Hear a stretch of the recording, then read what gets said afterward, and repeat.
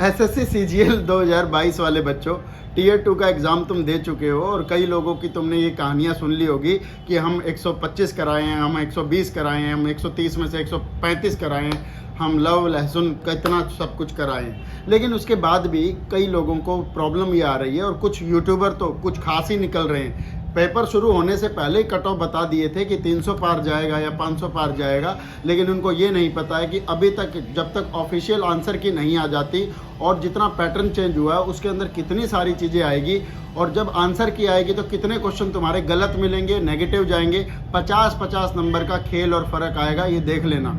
अब की बार जो 2 नई चीज़ जोड़ दी थी वो पहली चीज़ थी कंप्यूटर। कंप्यूटर में इस बार बड़े फन्ने खा बच्चे बैठे थे, कोई बीसीए, कोई एमसीए, कोई बीटेक, कोई एमटेक, और 20 क्वेश्चन मात्र कंप्यूटर के आए थे 60 नंबर के, और लोगों को 10 या 7 या 8 क्वेश्चन करने भी भारी पड़ गए। अबे क्या कंप्यूटर पढ़ते हो?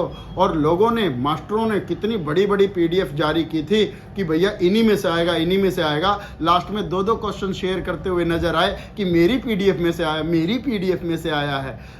ध्यान से सुन लो, कंप्यूटर को शुरू से पढ़ना है तो बेसिक्स की जानकारी रखो, क्योंकि अब डिपार्टमेंट को सिर्फ अधिकारी और इंस्पेक्टर राज नहीं चाहिए। कंप्यूटर पे बैठने वाला वो इंसान चाहिए जो टेक्नोलॉजिकली सेवी हो, स्किलफुल हो, टेक्नोलॉजिकली बढ़िया काम करेगा। और साथ में टाइपिंग टेस्ट भी लगा दिया।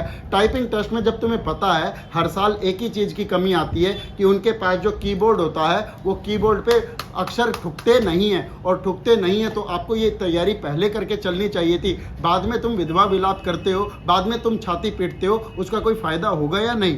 तो इसी बार के और तौर पर 3.5 लाख या 3,60,000 बच्चों को एडमिट कार्ड भेजे गए थे, और उनमें से 2 से 2.5 लाख बच्चे भी अगर पेपर देने गए हों तो मैं दावे के साथ कह सकता हूं 50,000 तो कंप्यूटर में पारंपार हो जाएंगे और 50,000 टाइपिंग में पारंपार हो जाएंगे। 1.5 से 1 लाख बच्चों के बीच में कंपटीशन बचेगा, और वो कंपटीशन बचेगा मैथ, इंग्लिश, रीजनिंग और जीएस। अब इसकी बात और सुन लो एक एक करके। अगर मैं रीजनिंग की बात करूं तो तुमने अभी तक बैंकिंग की रीजनिंग तो करी नहीं थी, सिर्फ एसएससी की प्रीवियस ईयर पेपर लगा कर गए थे। Statement, conclusion, cause, effect, syllogisms, long sentence, short sentence ये तुमने करे नहीं थे। 5-5 लाइन के लेंथ की क्वेश्चन आपने करे नहीं थे, और वहां पर जाके तुम हिल गए, और वहां पर तुम्हारी एक्यूरेसी ईगो पर हल्ट कर गई, और फिर तुम्हें वहीं चांद दिख गया और अपना महबूब भी।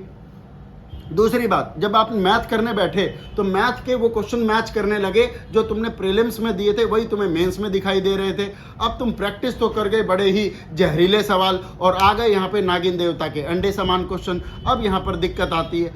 इंग्लिश के अंदर तुमने ग्रामर पढ़ ली, वोकेब पढ़ ली, इधर की किताब उधर की किताब, काली पीली नीली पिंक, सब कुछ पढ़ लिया, लेकिन कॉम्प्रीहेंशन पर सबसे ज़्यादा मैटर आ गया। और हम कई बच्चों को देखते हुए सुनते हुए देखे थे कि वो नोटिफिकेशन देखकर बैठे थे एसएससी का, जिसमें लिखा हुआ था कि एक एडिटोरियल आएगा, एक रिपोर्ट आएगी और एक करंट अफेयर से रिलेटेड पैसेज आएगा, और वही का वही पैसेज 20 नंबर के आसपास का आया, और ऑप्शन इतने शानदार दिए कि चाइनीज ऑप्शन थे, चारों ऑप्शन एक जैसे लग रहे थे। पैराग्राफ जिसने ध्यान से नहीं पढ़ा था वो कर ही नहीं पा रहा है। अब जब बच्चा पेपर दे के बाहर निकला और ऑटो में बैठा बैठा एक बच्चा दूसरे बच्चे से कह रहा है हमने तो इसका ये आंसर भरा था, तो अब देख रहा है ना भाई मेरे में तो ये था, मेरे में तो ये था।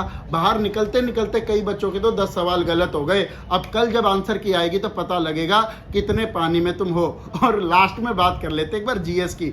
जीएस को तुम जीएस तो समझ ही नहीं रहे हो, तुम तो समझ रहे हो किसी एक किताब से पेपर आएगा। उस किताब को तुमने एक बार पढ़ा है तो याद थोड़ी ना होता है, उसको तो रीडिंग बोलते हैं। अंडरलाइन करने को भाई साहब रीडिंग बोलते हैं, लर्निंग नहीं कहते। और 4 बार पढ़ने की तुम्हारी औकात नहीं है। अगर तुम 4 बार उसको पढ़ भी लोगे तो नुकसान क्या होता है, तुम्हारी अपनी साइकोलॉजिकली ईगो में आ जाती है कि अब तो भाई यूपीएससी करेंगे, अब तो इससे नीचे सोचेंगे ही नहीं, क्योंकि तुम्हारे अंदर वायरल वीडियोस का भूत, जो शॉर्ट्स तुम देखते हो उसमें भरा रहता है। अब हम कुछ ना कुछ महानता के लक्षण प्राप्त कर लेंगे। और फिर रह गई बात करंट अफेयर की। तुमने पढ़ लिया, पेपर मार्च में है तो जनवरी और दिसंबर का करंट अफेयर आएगा, और बाबा जी का टुल्लू अगस्त, सितंबर, अक्टूबर, नवंबर का वीडियो तुम्हारे पास आ गया।